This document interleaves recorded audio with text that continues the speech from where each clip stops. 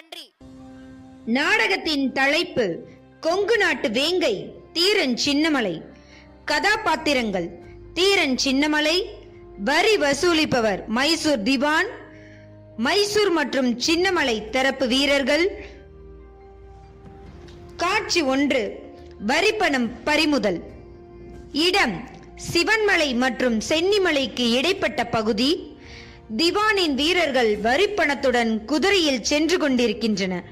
அப்போது சின்னமலை தன் வீரர்களுடன் வழிமறிக்கிறார். யார் நீ? மைசூர் மன்னர் திப்பு சுல்தானுக்கு சேர வேண்டிய வரிப்பணத்தை வழிமறிக்கிறாய். எவ்வளவு துணிச்சல்!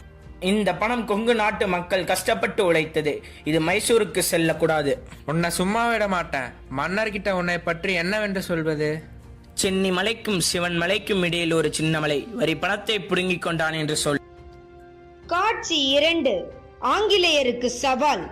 இடம்: போர்க்களம். ஆங்கிலேய அதிகாரி மேக்ஸ்வெல் சின்னமலையை சரணடைய சொல்கிறார். சின்னமலை, வீணா உயிரை விடாதே, எங்களிடம் சரணடைந்து விடு. உனக்கு மன்னிப்பு உண்டு.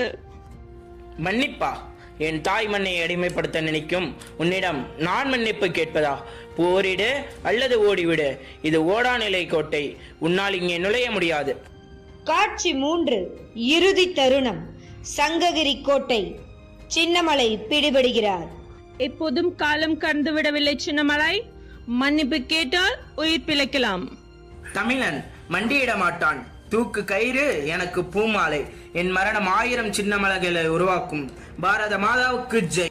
இந்திய விடுதலை போராட்ட வீரர் சின்னமலை அவர்களுடன் சேர்ந்து நாமும் சொல்வோம், பாரத மாதாவுக்கு ஜெய். வானின்றி மழை